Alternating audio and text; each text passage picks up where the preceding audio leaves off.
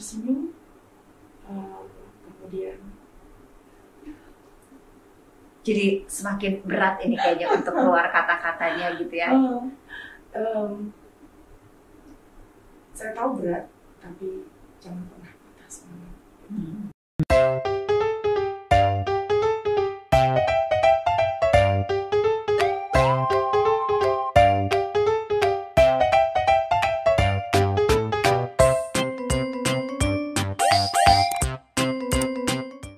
Halo, apa kabar sahabat YKAI? Perkenalkan, saya Arleta Danisoro dan ketemu lagi di acara podcast Saya Hebat. Nah, ini biasanya kita mendatangkan beragam tamu dari beragam latar belakang. Mereka-mereka ini kita sebut adalah yang hebat, gitu ya, malaikat tanpa sayap. Karena mereka ini banyak sekali membantu awareness dan juga meningkatkan kepedulian terhadap yang namanya kanker.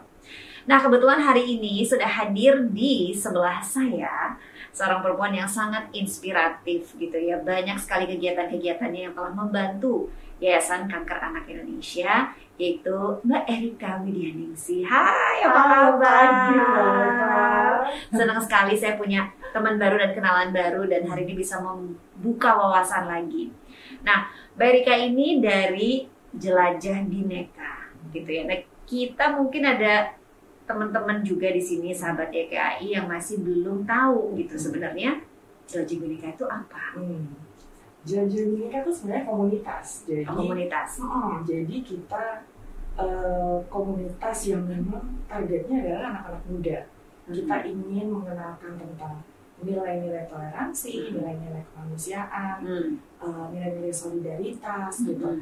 Karena kita melihat anak-anak muda yang sekarang gitu kan, sampai nanti nih yang ke bawah adik-adik kita perlu punya nilai-nilai itu gitu. Ini kan bagian dari karakter ya. Iya, benar. Karakter building ya. Yes, gitu. Tanpa kita harus ngomong soal kita harus toleransi, kita harus empati, itu kita tunjukin aja gitu. Nah, kita bikinnya santai, jalan-jalan. Oh, jalan-jalan. Kemana aja ini jalan-jalannya? Jalan-jalannya kita ke situs-situs biasanya. Kita ada jalan-jalan kuliner, kita ada jalan-jalan budaya, kita jalan-jalan ke museum, jalan-jalan ke rumah ibadah. Jadi kita mengenalkan keragaman Indonesia dan kenalan sama teman-teman baru ya, itu lewat jalan-jalan. Jadi kayak orang tur, itu kan kita nggak pernah tahu ya teman tur itu siapa. Nah, jadi ini kita mempertemukan mereka bisa saling ngobrol, mereka kenalan. Jadi kalau kita ketemukan, mereka kenalan, saling ngobrol, mereka bisa paham. Mereka kita harapkan bisa tahu perbedaan, gitu. Nggak semua orang itu bisa sama, gitu. Jadi ini apakah kan tadi kita ngajak mereka jalan-jalan? Apakah ini sifatnya kayak semacam voluntarily dalam arti mereka yang mau daftar atau memang kayak sengaja mengajak beragam peserta dari beragam latar belakang? Kita selalu open. Jadi pendaftaran kita blast, kita buka di Instagram kita. Siapapun yang mau, ayo ikutan. Karena ini nggak dipungut biaya. Oh, so it's free. Jadi ini gratis. Buat usianya berapa? Tadi anak-anak muda, kalau muda tuh kebayangnya tuh anak-anak ABG gitu ya, sampai 18 tahun gitu. 18 tahun itu sampai 25. Gitu. Nah, kita punya yang udah nggak mungkin ikutan ya. Soalnya ngakunya masih anak muda sih, ngakunya. Kita yang lain aja. terus. Nah, ada juga yang buat anak-anak kecil. Oke. Jadi kalau yang anak-anak kecil, kita biasanya kolaborasi sama teman-teman komunitas lain yang memang targetnya adalah anak-anak. Gitu. Jadi misalnya kayak kita bikin buku, kita kerjasama sama teman-teman di komunitas baca, taman baca yang ada di daerah-daerah. Nah itu, gitu. Jadi kita kolaborasi sama mereka. Gitu. Nah tapi sekarang gini lagi masa COVID gini, kegiatannya jadi berupa apa? Kan kayaknya jalan-jalan udah nggak mungkin nih gitu.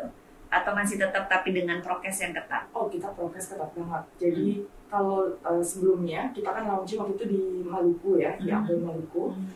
Itu kita bisa menghadirkan sampai untuk jalan-jalannya 30 orang, tapi untuk acara ngobrolnya tuh 560 orang waktu itu.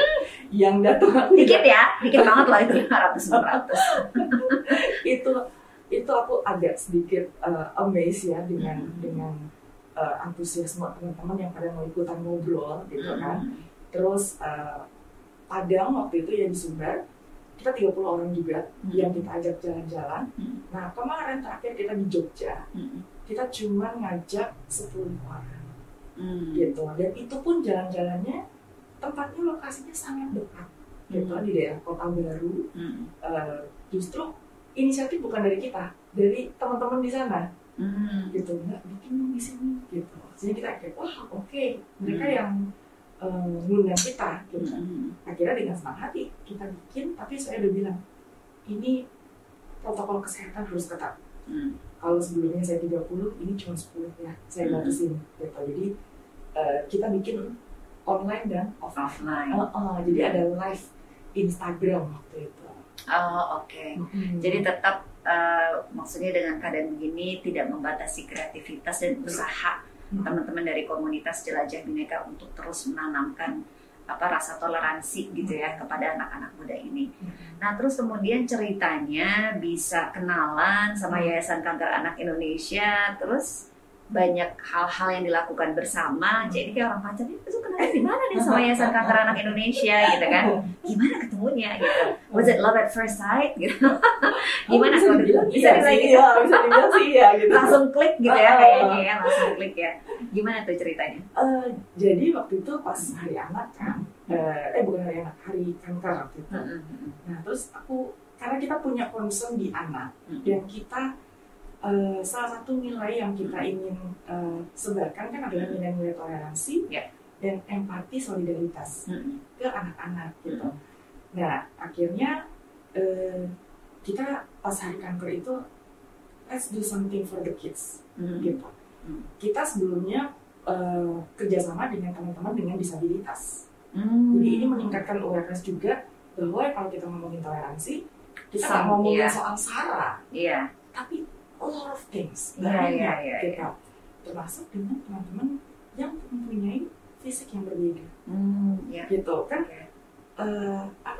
Bullying juga semakin tinggi di anak-anak kecil. Gitu. Netizen plus 62 itu bisa kejam sekali. Dan mereka bangga, masalahnya kadang-kadang diviralin gitu. Nah ini yang bikin aku sedih gitu. Akhirnya kemarin let's do something for the kids gitu. Karena memang kita tuh pengennya fokus untuk anak-anak remaja dan anak-anak muda gitu. Akhirnya kita mencoba mencari yayasan kanker untuk anak. Nah ada waktu itu aku minta sama tim coba kasih ke aku nama. Aku bilang gitu, nama ada 2 waktu itu yang dikasih ke kita, dan kita tuh pintar di screening kan sebenarnya gitu.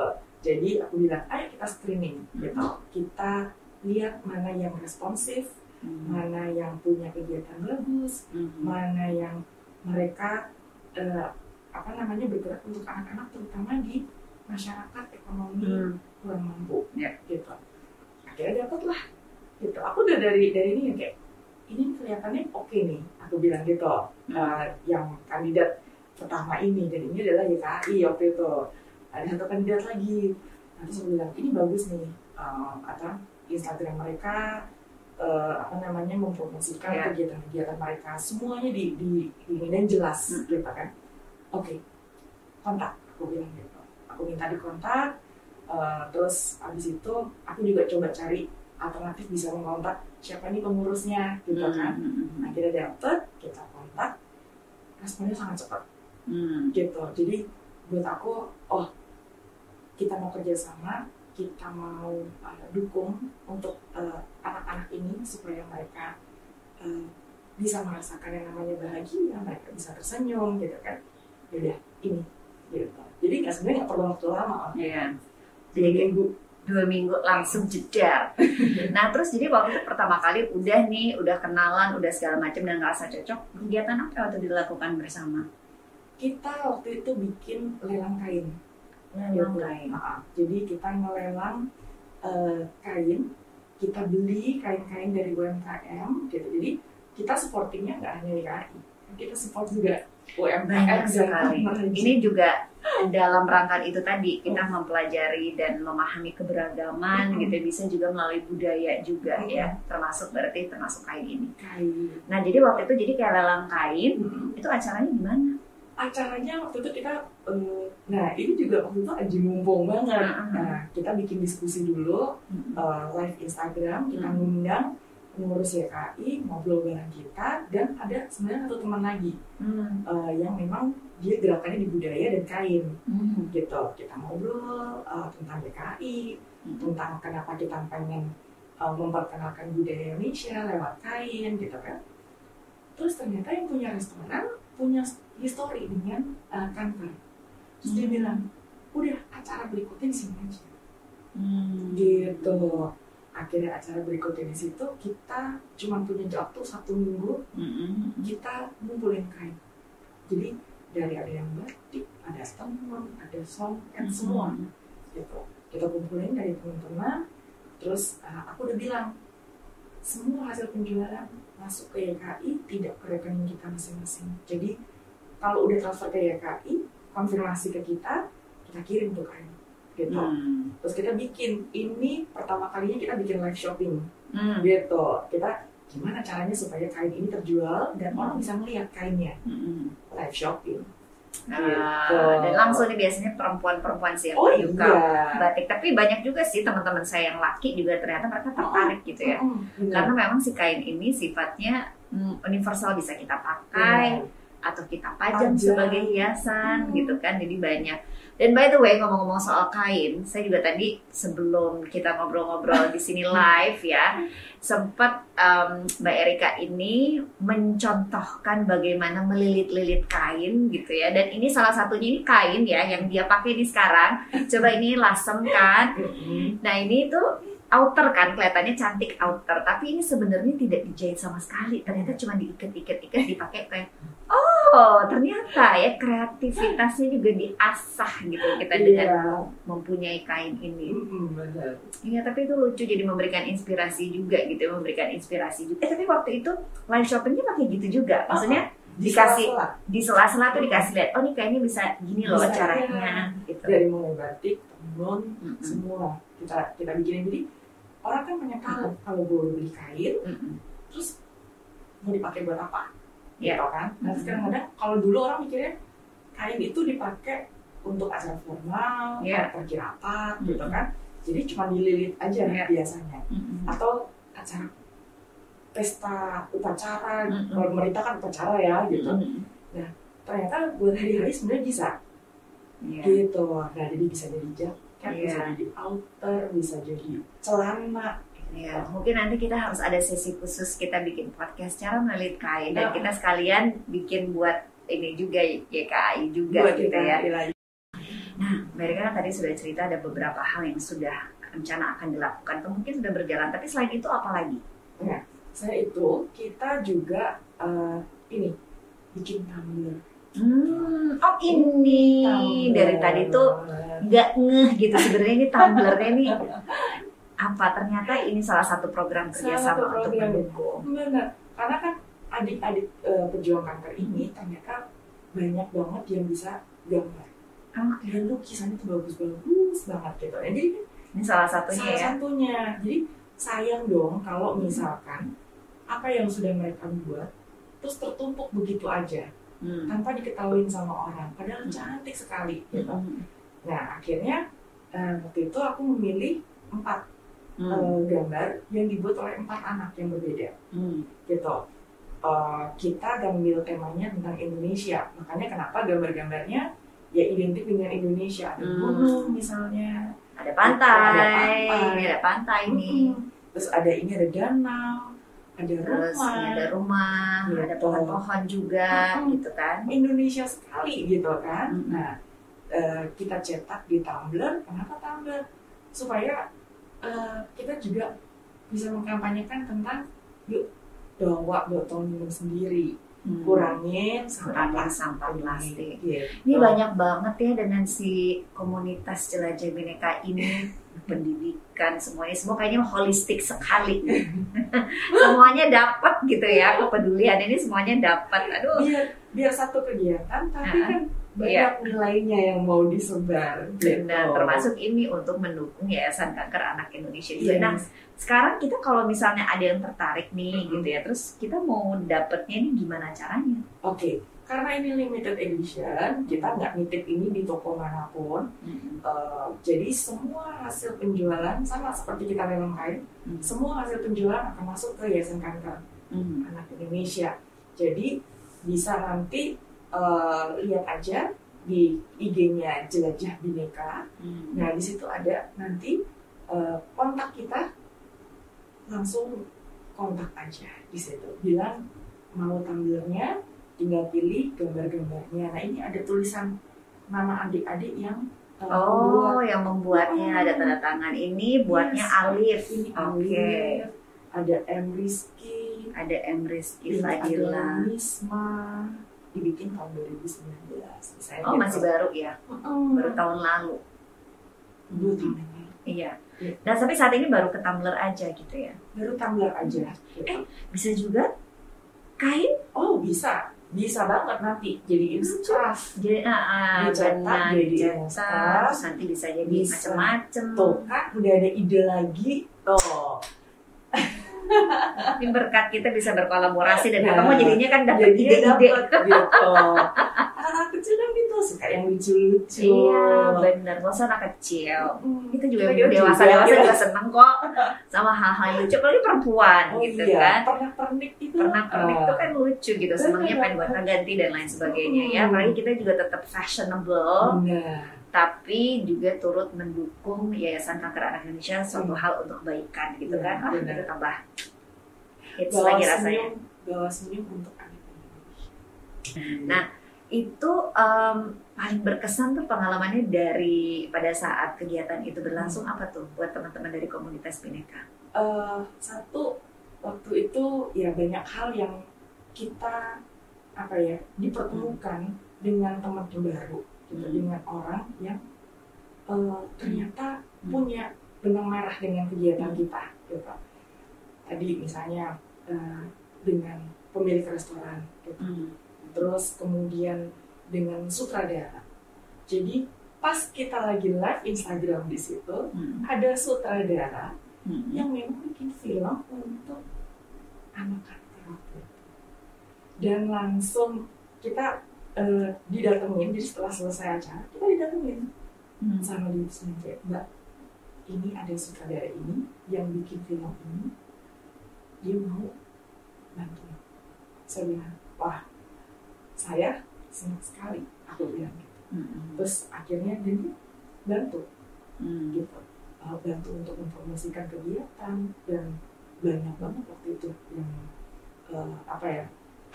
tanpa bantuan semua orang yang terlibat, paham, nggak akan sebanyak itu yang kita. Iya. Jadi memang itu merupakan keberkahan tersendiri ya. Kalau misalkan kita melakukan sesuatu buat orang lain gitu ya.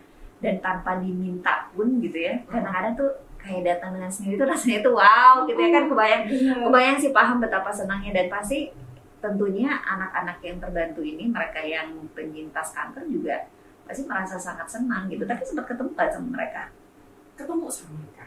Jadi pas habis acara live Instagram itu aku diundang untuk Mbak, kita mau bikin konser waktu itu. Nah ini kita mau ini nggak menonton nggak gitu. Anak-anak lagi ada gladi resik gitu, mereka latihan nyanyinya. Belum pernah ketemu sebelumnya dan aku tuh orang yang kalau soal anak tuh aku sangat mudah untuk tersentuh dan mudah tergerak gitu kayaknya ya. Nah akhirnya aku bilang kayak gimana ya, pertama kali kalau ketemu dengan mereka tuh aku harus apa gitu kan. Udah aku datang ke studio waktu itu melihat mereka latihan nyanyi. Awalnya tuh aku masih yang kayak wah ini anak-anak ini pintar-pintar, anak-anak ini ceria-ceria, padahal mereka udah perjuangkan gitu. Itu berat. Ketika mereka nyanyi ada satu lagu aku udah pertama-tama tuh video kan, aku mau bikin video untuk dokumentasiku sendiri. Aku bikin video tuh lagu pertama tuh masih yang kayak wah bagus juga suaranya, wah lucu anaknya. Begitu satu lagu saya bilang kayak wah nggak bisa nih, lagu ini aku nggak bisa gitu. Langsung tisu mana tisu? Aku bilang kayak wah nggak bisa, aku harus mundur nih gitu. Aku mundur gitu. Ada temanku satu lagi yang dia tetap mau videoin gitu. Saya ngobrol sama beberapa adik-adik yang di situ, dan amazing mereka tuh. Aku bilang anak yang kuat, anak yang hebat itu. Gitu. Aku waktu ketemu sama mereka yang aku tanyakan gimana nama, gitu kan sekolah di mana, terus aku tidak menanyakan soal penyakit mereka atau apa, karena ada hukuman tuh. Ya, banget gitu kan. Jadi melihatin mereka ketawa main di situ, itu anak kecil mereka main segala macam sedikit. Wow, orang tua mereka pun juga hebat. Iya ya, bisa seperti itu ya, gitu. Tapi gini, biasanya mereka yang tergerak gitu, kayak tadi contohnya pengusaha restoran tadi ya, kan dia masa tergerak udah sih karena dia punya histori dengan kanker. Nah, kalau Mbak Erika sendiri, apakah ada sejarah juga gitu mungkin di keluarga atau mungkin punya teman dekat gitu ya yang memang pernah menjadi pejuang kanker jadi sehingga membuat lebih mudah untuk tergerak gitu? Banyak sih, tapi dewasa ya gitu kan. Banyak sekeliling orang-orang sekelilingku gitu. Bahkan aku sendiri pun juga waktu itu aku baru tahu tuh SMA gitu. Aku ada benjolan gitu, tapi belum berani, aku nggak ngomong sama orang, aku nggak ini gitu kan.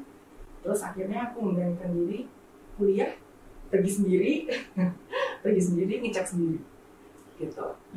Dan yang lain tuh keluarga baru tahu tuh kayak belakangan, kayak berapa tahun yang lalu gitu.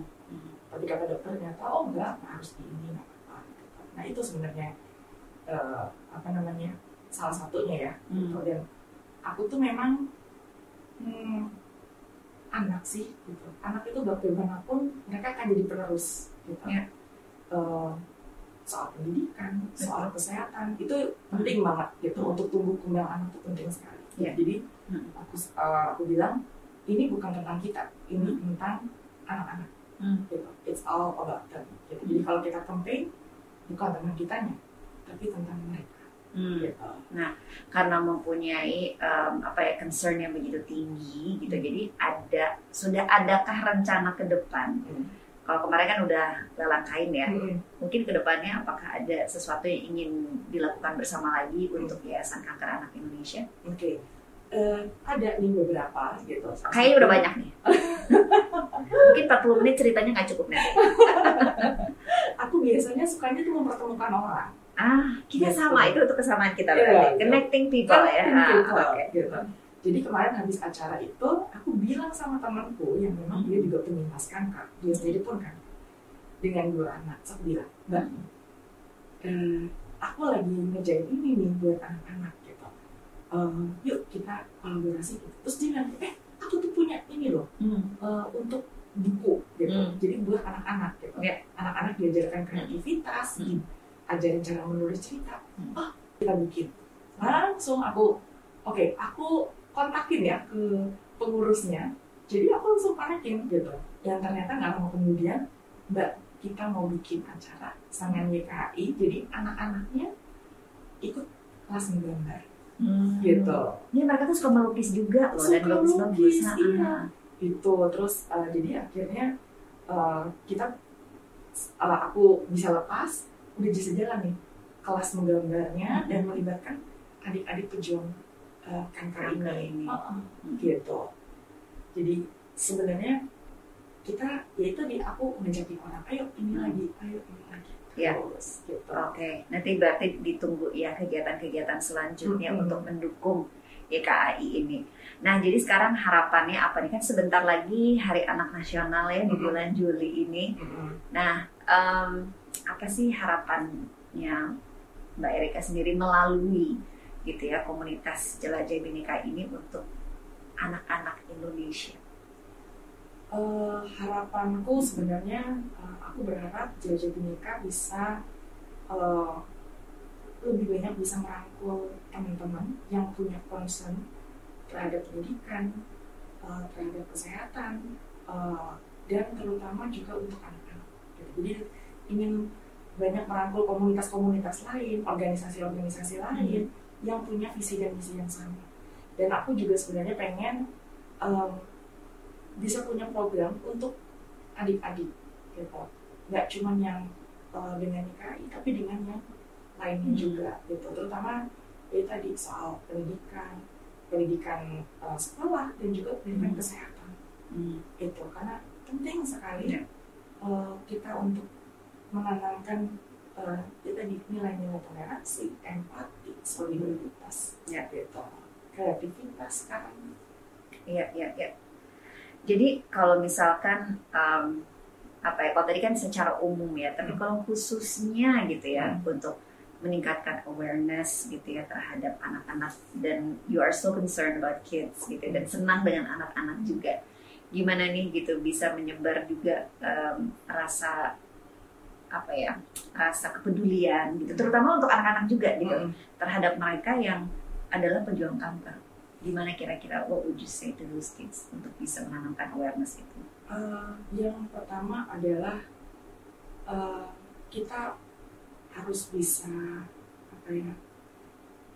membuka hati dulu yang pertama. Gitu. Kita membuka hati bahwa banyak adik-adik kita, teman-teman kita yang membutuhkan perhatian. Gitu. Kita punya banyak sekali pengalaman. Pendidikan soal kesehatan itu juga perlu ditanamkan sedini mungkin.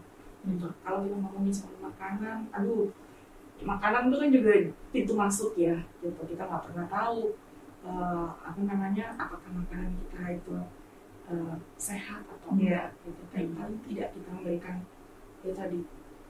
pendidikan soal kesehatan, soal empati terhadap teman-teman yang lain, gitu.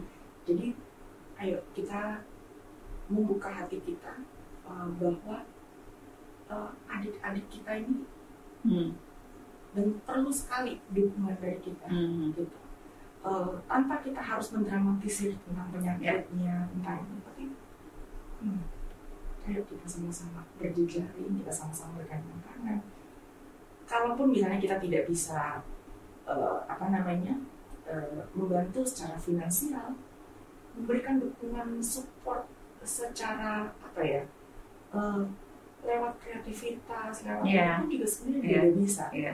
Karena kadang-kadang bukan hanya dalam bentuk finansial, tapi support yang mentalitinya gitu ya. Misalnya ngajak main kayak gitu kan, mendongeng kayak ngajarin gambar kayak apa gitu ya, itu banyak banget ya. Banyak sebenarnya. Well, bless you untuk teman-teman komunitas Jelajah Bhinneka yang memang telah membuka hati anak-anak muda gitu ya, untuk bisa mereka memahami, melihat perbedaan dan merangkul semua itu gitu ya. Nah, sekarang kalau untuk adik-adik kita nih gitu ya, para pejuang kanker, mungkin Mbak Erika ingin menyampaikan sesuatu buat mereka? Oke, buat adik-adik pejuang kanker, tetap tersenyum. Berat pasti, tapi kalian tidak sendiri. Kalian punya keluarga yang hebat, kalian punya kita teman-teman di sini yang juga hebat. Kita punya dokter-dokter, terus perawat yang juga tidak akan pernah berhenti, tidak akan lelah untuk teman-teman semuanya. Tersenyum, kemudian jadi semakin berat ini kayaknya untuk keluar kata-katanya gitu ya. Saya tahu berat, tapi jangan pernah patah semangat. Jangan pernah patah. Dan seperti Mbak Erika tadi bilang juga gitu, di sini kita banyak teman-teman yang mensupport, makanya ada podcast Saya Hebat, termasuk orang-orang hebat seperti Mbak Erika ini dan juga teman-teman dari Jelajah Bhinneka yang terus mendukung Yayasan Kanker Anak Indonesia. Terima kasih banyak sudah hadir di acara podcast Saya Hebat. Senang sekali bisa ketemu teman baru, kita bisa connect, dan siapa tahu kita juga bisa melakukan kolaborasi yang lain kan, gitu ya, dan juga untuk mendukung YKAI. Terima kasih banyak sekali lagi. Sama-sama, dan terima kasih Arleta. semua sahabat YKAI yang sudah bersama kita dari tadi. Dan nantikan saya Arleta Danisoro bersama teman-teman saya hebat yang lainnya. Sampai jumpa.